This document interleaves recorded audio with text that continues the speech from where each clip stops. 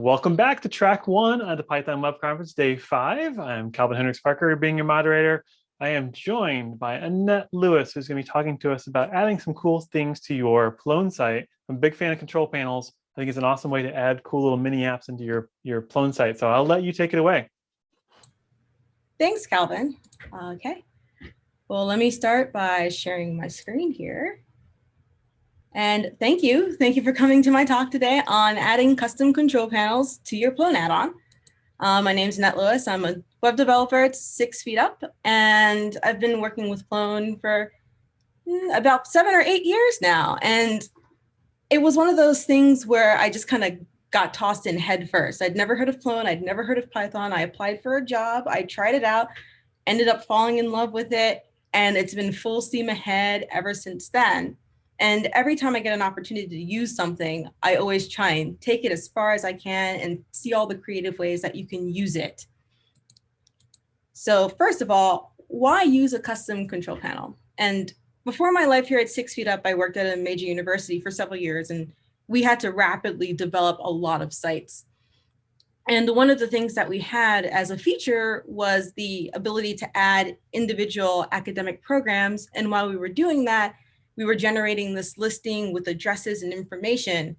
And I wasn't confident that everyone would always type their address information the same. And we were using that data to generate a map with the locations of these offices. So I did what any budding developer would do, just hard code those values straight into my add-on and then say, okay, this is great. But then you get later on, and in our case, they ended up doing a major construction project. And so all of the offices were moving, new buildings were popping up, old buildings were going away. And here I'm looking at my thing saying, this is not flexible anymore. I need a way to fix this. So I Googled, I went to the forums, and it turned out the Mastering Plone tutorial had this great section on registry values and adding a custom control panel. And I was able to follow through that, put a custom control panel, and that way we could add new rooms, take away, buildings very flexibly, and then our users could still use that to select their information. So once I got into that flexibility, I realized this is a really great thing. Why haven't I been using it? And mostly it's because I always thought control panels were off limits. Like that was a core Plone thing, something that I couldn't do myself. So I'm here to share this with all of you, for anyone who may have never even thought about it, and hopefully some creative ways to use it that you might not have thought of in the past. So going over this again, why custom control panels? And it comes down to these things for me: avoiding hard coding values into your code, flexibility of your add-on, and to empower site admins. And if you've ever heard me talk anywhere, even in the streets, I'm really big on empowering my site admins. I want to make sure that the end users of whatever I'm producing have the flexibility to feel like they can own what they have and customize it and make it their own without feeling the need to have to rely on me 100% to do anything they want to do. So first, a little demo so you can see where I'm going to get to with this today. There we go. So I've made up a basic Plone site with Barceloneta, my favorite, and the Burb corner again. And what I did is I made a theme add-on in particular. It looks like I already had it on. So I'll turn it off again. And you can see once I turn it on, we've got a whole bunch of things changing here. And I basically just made a sub package of Barceloneta and controlled everything else for the most part through my control panel.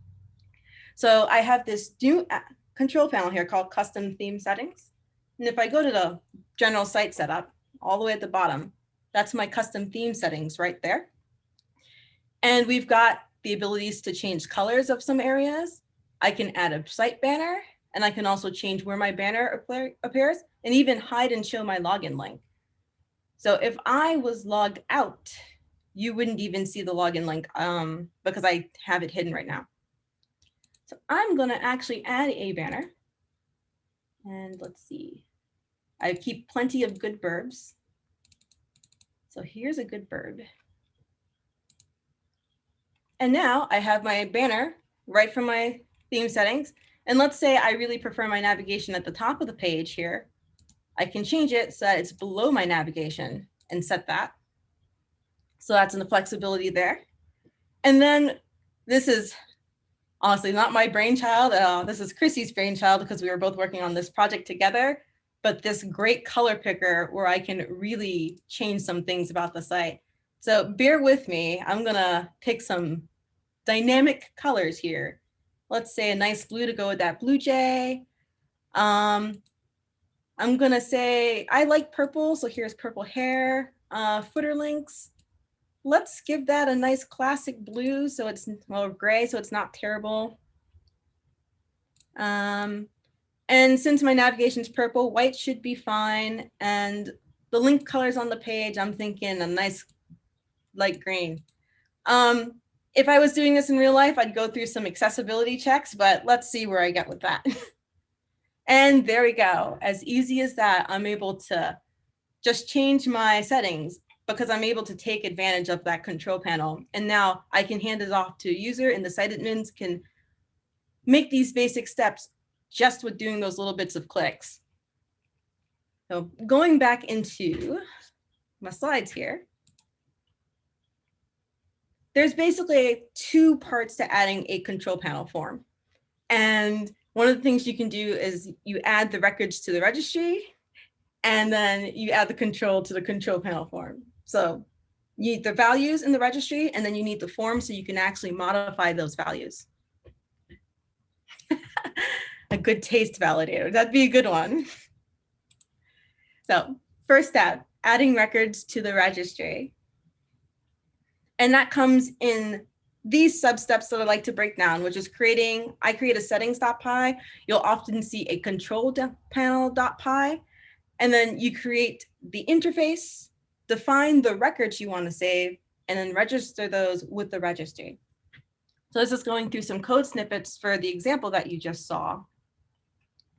And first thing, and I'm going to label my file names at the top so you have an idea of where I am. So in my file structure, if you made a theme add-on, and I used just Mr. Bob and Bob templates to make an add-on, in your browser settings.py, you're going to add the basics for how you're going to define your values. So here I added I called it iTheme setting control panel, and that's going to import or use the interface from Zope. So we're going to start defining what these are actually going to be shaped like. And I use the site banner. So here's the site banner, and I've labeled it as schema is bytes. So we're using the Zope schema. And this is similar to if you've ever worked with Dexterity or even making forms, it's a similar syntax. So I give it a title, and that's the title that's going to appear in my control panel. I give a description to help people. So if somebody wanders into here for the first time, they have an idea of what this actually does, and then it's not required. Now, there are more settings on that page. So I actually have the whole file here that I have, and you can see the site banner. I'm using a banner location. And for that, I'm actually using a vocabulary that I defined up here. And just a simple vocabulary, say above or below. That way I can control these values and I know what to expect in my templates. A Boolean, just a true false for the show link. And then these are all our heading colors. And it's nice that we can define them a nice default color template. So they don't just get in there and it's no colors, nothing's defined. So these defaults are all defined. And these are just text lines. And we're using JavaScript to convert that into a color picker. So it's a lot easier to use than just seeing FFFF in a box. So that's the first part there. So now I've got my records and shapes there. And the next part is I actually have to register it. Now, I've seen this done two ways. In this case, I'm using registry/main.xml. In the slightly older versions of Plone, I'm actually running this sample on 5.2.4. You might see registry.xml, and this goes in the profiles types folder. Let me verify that. It's amazing. You do this so many times, and the Zoom bar is in my way.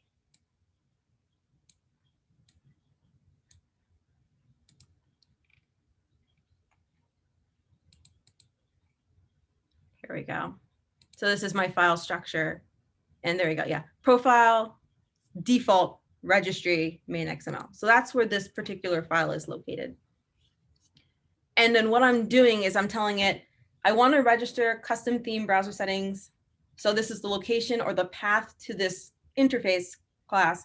And then I'm giving it a prefix because typing this every time I needed a record would be a bit cumbersome. So instead of this site banner, I can just do custom theme.site banner.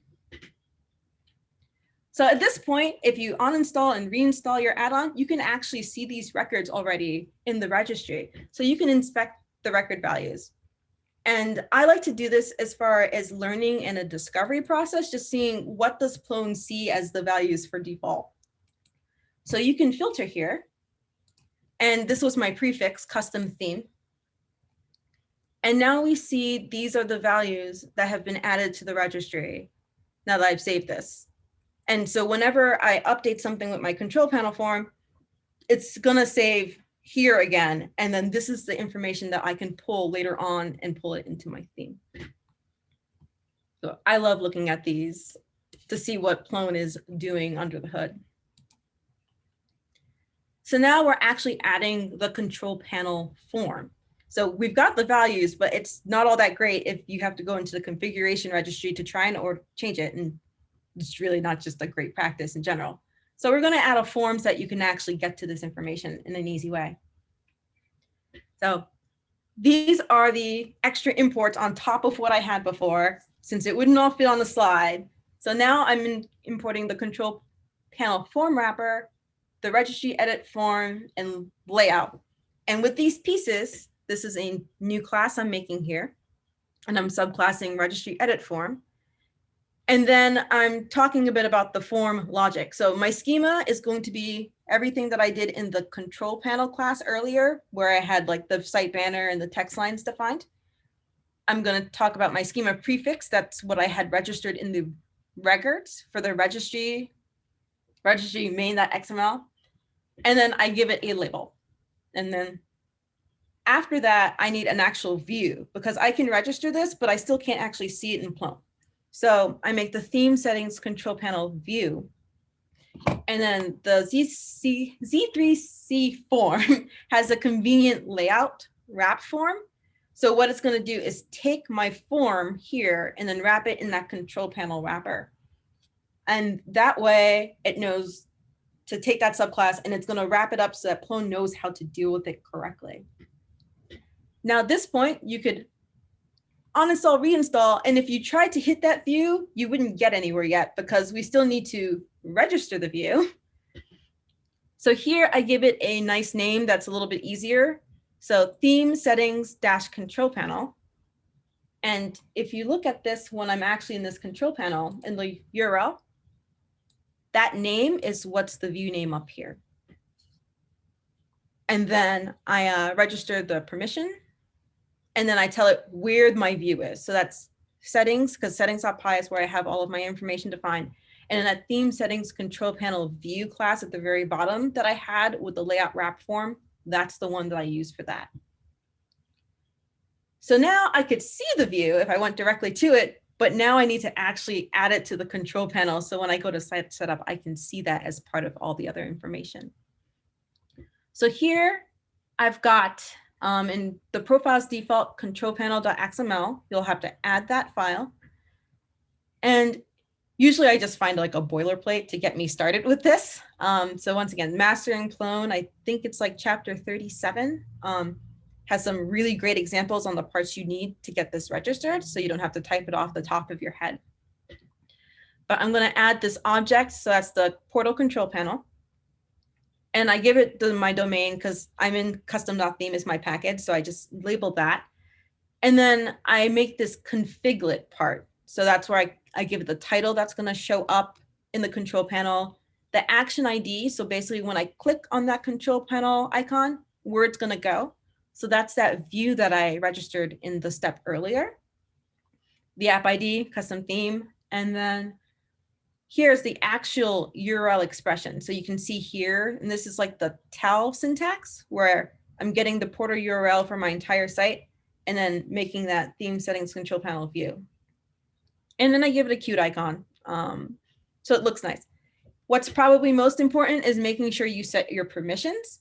So sometimes in Plone, if you ever go in as maybe a site admin versus an admin, you won't see all of the control panel options. And that's because you can set the different permissions in Plone. And Plone has a great story for setting permissions and access to parts.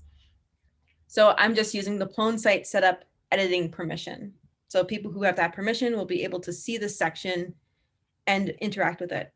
If I ever needed to set this, say, hey, we can't trust the site admins, only managers can do it, we could set it to a higher permission.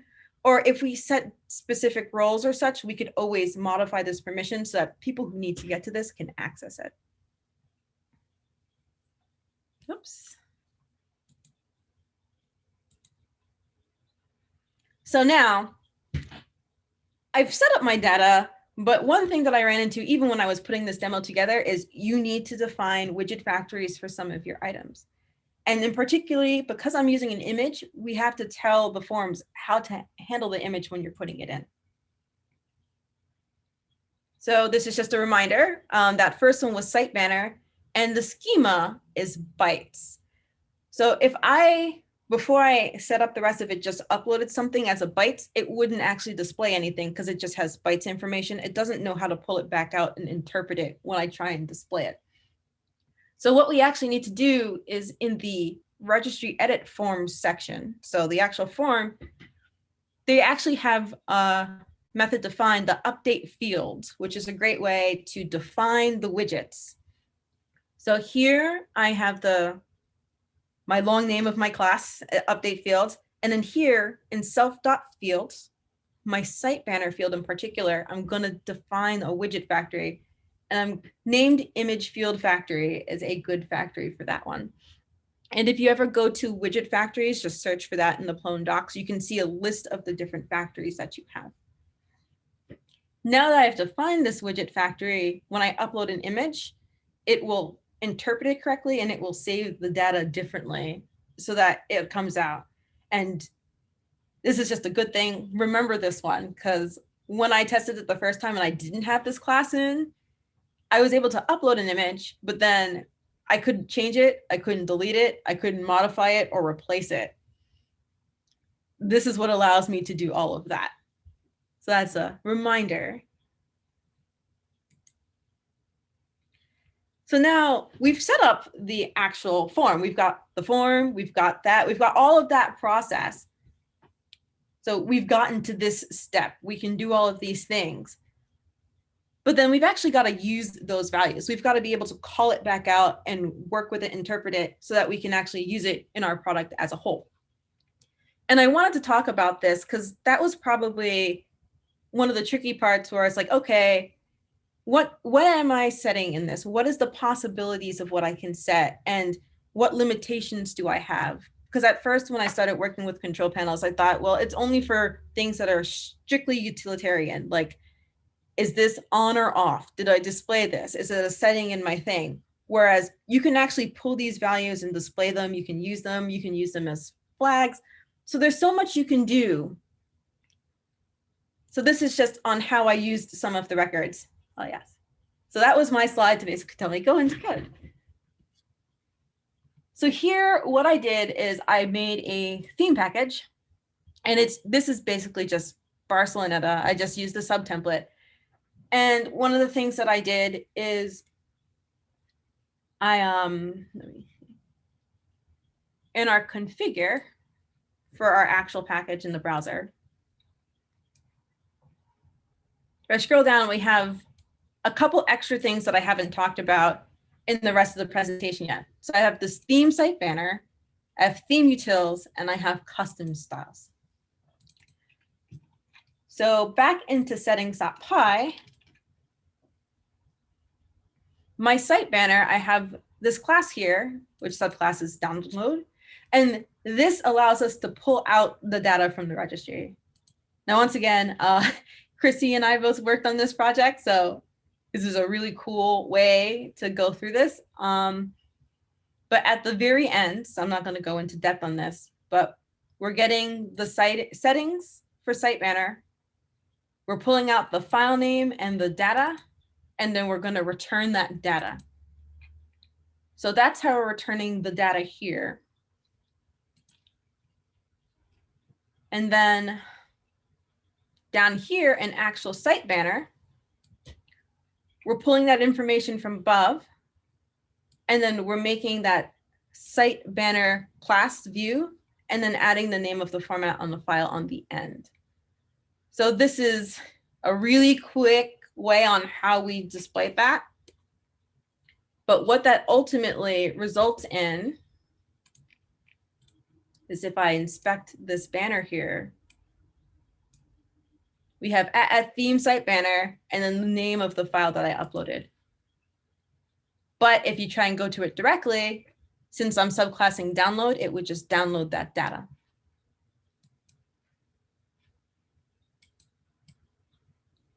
And that's where theme utils comes in.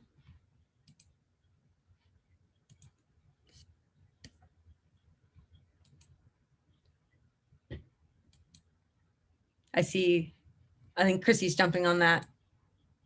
Yeah, this is like an example that we were pulling from other examples. So that's one. Now for the site name, well, I didn't actually use that in this, but for banner location, we're just using the Plone API. And the Plone API is really handy. It's really easy to use for pulling out data. And they have a get registry record. So it's a nice, easy way to pull out that information. So when I set my banner location, I can call this API portal get registry. And then we have this registry base, and then site banner location is the name of what I had named up above. And then I can return that location. And I'm doing the same thing for show login, that API portal get registry record. It's a real nice, easy way to pull in those records and get the values and return what those values are. So then this panel values here, going back to configure, I have that registered as theme utils. And then that allows me to just call this from anywhere in any of my templates. And that way I can just call out those individual sections of this template and pull it into something else. So for an example, for my header, I did an override.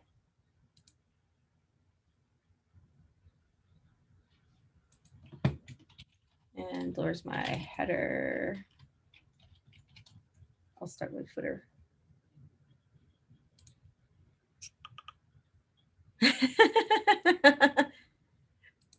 I was deer in headlights when I saw multi-adapter, because I'm like, I see that all the time in Plone, but is it just Plone in SOAP? All right. Of course, now that I'm trying to find theme utils, I can't. Here we go. So I did an override of a couple of places with using JBot. It's a real nice way. If you haven't ever used it, as long as you know the path of where that file is, you can drop in something with the same name and just override Plone. So it made it really easy to override the header.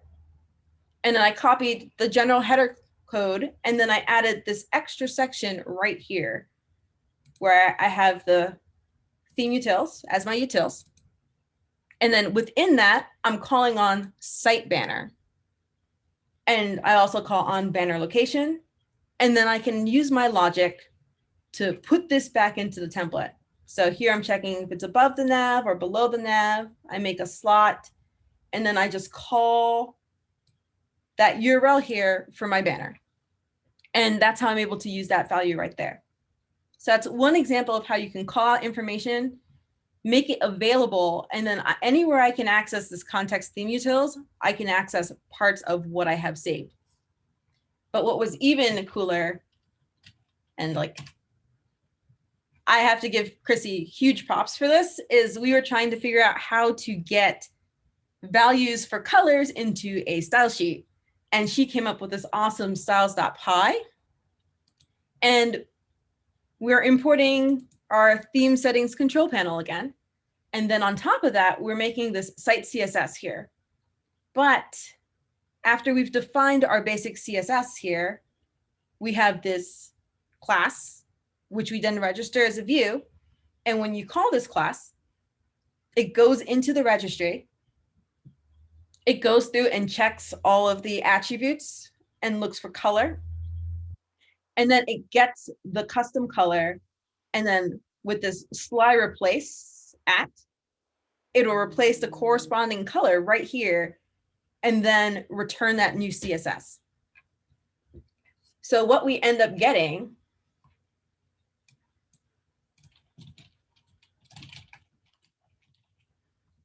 is this file here that I put into the diazo template, and where all those at navbar color, at color, all the colors are filled in from our sheet. So this CSS is the real champion of what allows me to pick these bizarre colors that I hope no one ever actually puts into a layout altogether. And it gives you that amazing flexibility right there.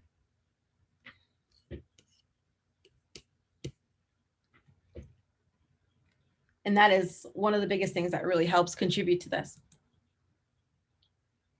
So I think I've gone through just about all my examples. I'm actually a little quick here.